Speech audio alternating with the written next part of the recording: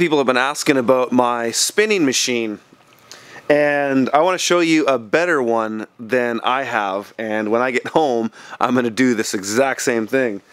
So this is a Maytag model, and I'll splice in some videos of a fellow named Michael Kilpatrick. I'll have his links below. He's got a YouTube channel, great content creator, innovating a lot of stuff in small farm tech.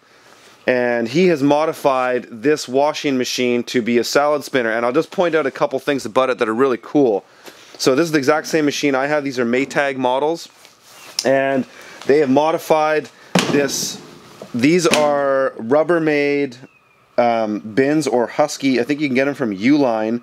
They're a 20-gallon container, and this is essentially the spinner. They haven't put the holes in it yet, but it drops right down into the machine itself. It fits in there perfectly, but what they had to do is saw off the top, and they just did that with a grinder, basically. Just a simple grinder here, and cut this off. And what they did to keep it safe is they put some, this is just poly tubing. This is just irrigation poly tubing. They cut open and then put along here so that you don't cut yourself when you go in and out of the spinner.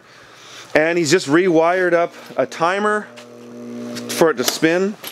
That's just the same as we have at ours. I like what he did by bringing it off the machine. That way no water is going to get into the electronics here. But this is basically the commercial spinner.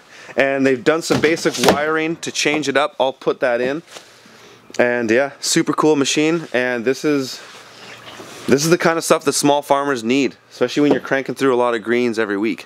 This is used, obviously, and I was able to get one the day before for 40 bucks because the whole control board had gone bad. And we don't need the control board, so it's fine. So if you can go out and go on Craigslist or like Facebook sales or something like that and find a broken one, that's even fine too.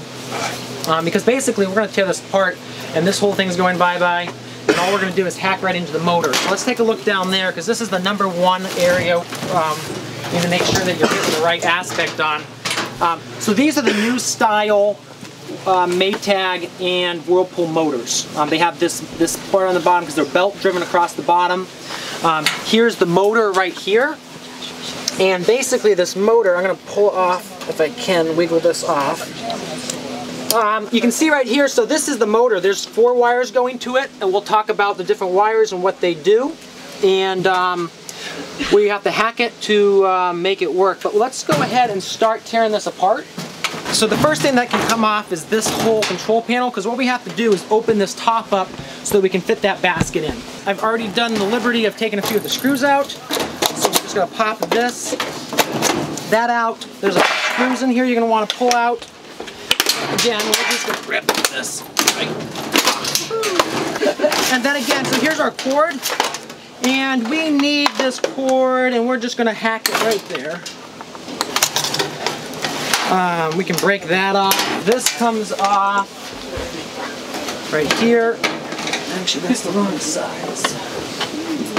This is where the water comes in, so that can just completely come off. There we go. So now this is junk. Get rid of that. If you notice, I did go ahead and pre-cut this out here.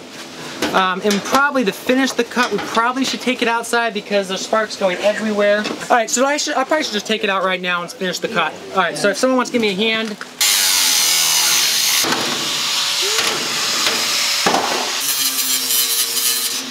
So let's flip this thing over. So we already took this off. Okay? And you can see out the back of this, you got 4 different wires. And what it is, so red is your hot wire. White is neutral. White is your neutral wire. Green is ground. Green is ground. And yellow goes to your capacitor, which is this baby right here. Okay. So you've got to make sure that actually stays working. I mean, the rest, like this pump, all this stuff, doesn't matter. All you're going to go for is you want to be able to take these 4 wires. So now we got to think about, we're coming down the, is this the front right here? Yeah, this is the front. So we're coming down there, our things are going to come about here, we're going to run our wire through. So we can go ahead and cut up here somewhere. Let's go ahead and snip. I always go up higher so I just have more wire to play with. There we go. Alright. So let's go ahead and strip this back. And if I'm correct, we should be able to still identify those 4 colored wires. Alright, now I think, so we've still got our red, our white, and our green. And here is red, white, and green. Then we go ahead and just strip these guys back. The red, the white, and the green you're stripping back. That's the plan right now. Okay. And you know what we can do? Just test it right now and make sure that we are on the right track. Is that we can now just wire right into these before we wire into everything else. And just make sure that we are in the correct. So again, so this is your 3-point, your plug. And if I remember properly, the one on this side is neutral, correct? Yeah, that's right. That's all right. Yep. So the one on that. So then we trace that all the way down. Trace that one all the way down, and then that means that this one right here is our white wire, right? Because the neutral goes to white, and the hot goes to the red. And when we finish this, we will go ahead and put caulk in there, so that is a waterproof connection. I mean, obviously, you probably should mount a box on the inside and all that great stuff. And then go ahead and pull all the wires, make sure they're nice and tight. What about your... Oh, you know, that would really help.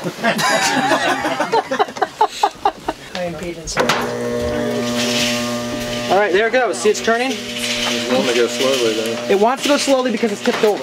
But so let's go ahead and stand that up because I'm not super happy with how slow it was running.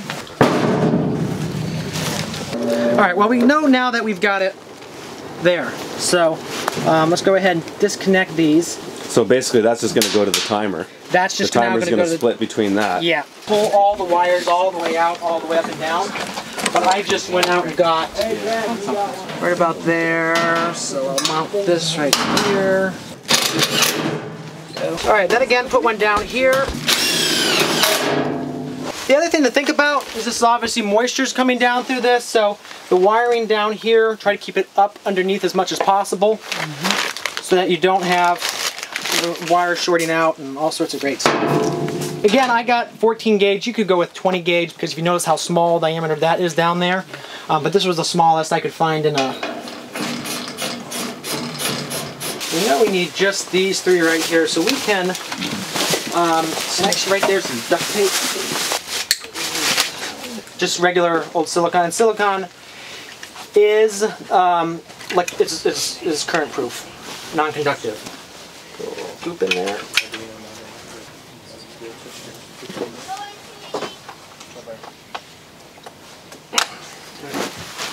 Next one.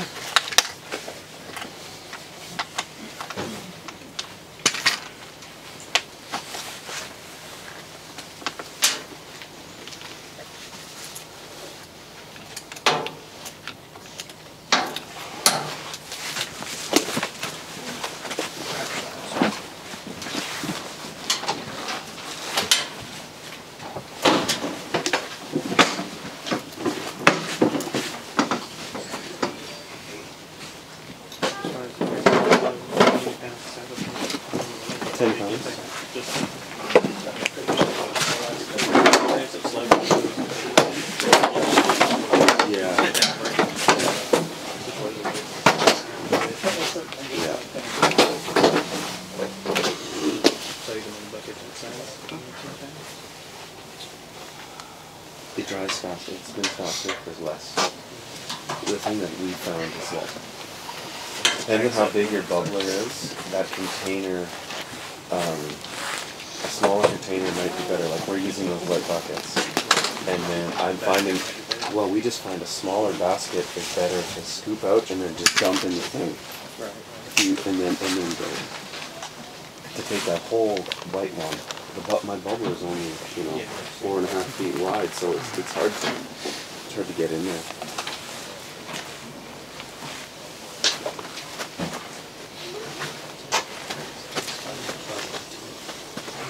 Are you? Oh yeah. Now we'll just go ahead and try to make this. I did a video. And I could have done. Oh yeah. Each individual one, you know, laid out. Probably do that here, so just to see a little better connection. Actually, I'll pull more through and then pull it back out once I get it all tight. Yeah. No, pressure might be too much. Yeah, well, you know. What? Oh right.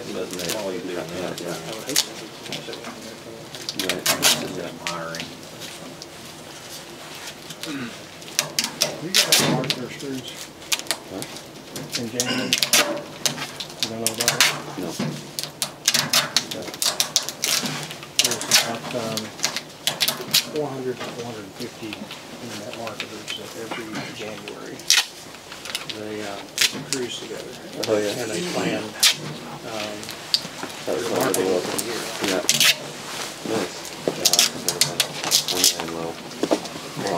Well, I thought with all the marketing that you do, you're using quite a bit of the Just put that back up through there.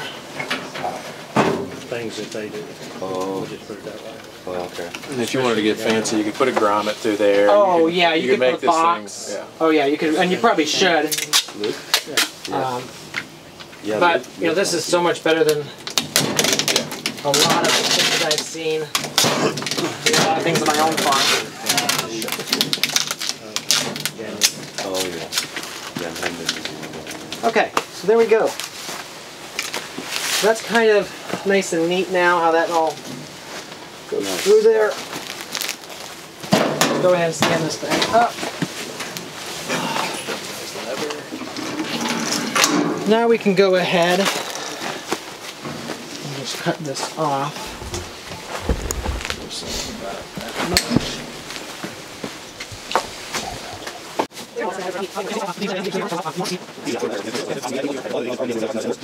But okay, so what we have in here is we have this great big entire side. This isn't the plumbing aisle, it's for underneath the toilet. It's for underneath the toilet? Yes, it's toilet flange. Now granted, I mean it's clean, it's new, it's never been there. But then we've got this piece right here, and and obviously we'll clean this off nicely, but then this sits over here, and then we have that cap right here, and you could use a nicer cap too, but then this cap just plops in there, and then what that does is if your washer has an old spindle in the center for like an agitator, It allows it to go on. it allows that basket to then fit over that without, because you cut that off, sometimes you end up destroying the whole bottom of the basket. Yeah. The older style ones. It's also good to have that in the middle because it separates the greens. If there's nothing in the middle, they can flop all to one side, and it's just Yes. like an uneven load of Yes. laundry that just goes to hell, you know? All right, so that's just about centered right there. And then we'll just draw. And use an X-Acto knife. But that should give me enough cut. All right. Yeah, there you go. So see how this is, yeah, there's that.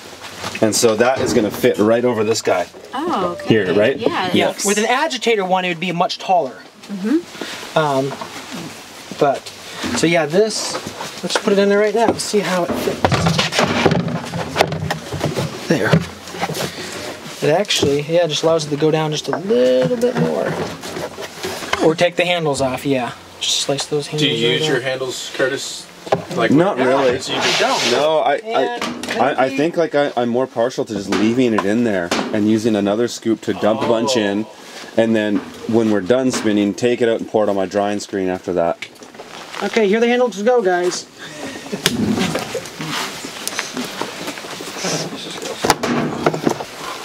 Oh, so you're just using that as a guide? Yep, using it kind of. And then I'm just going to drill a little tiny bit. Okay, now I'll just pull that out and tip it up so I don't hit the floor.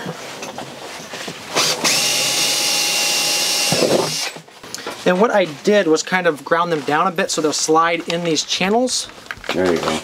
Just like that. Nice. Nice. So we can put those in there. pop these through the bottom. So you really need a grinder to do this job. Yes. Yeah. I mean, for those who need a grind, I mean, on the farm you should have a grinder. Yeah. A grinder, you on a farm. Yeah. Sit what kind of farm you're running there. Not crazy about how that turned out, but so that's how that goes. And then I would obviously glue that on there, and then run a bead of something around there Silicone or something? Yeah, well, something you could still wash well and sanitize. Right. So there you go. Boom. Nice.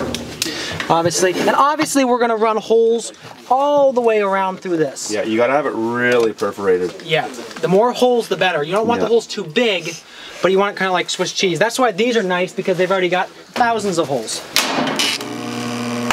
Done. There we go.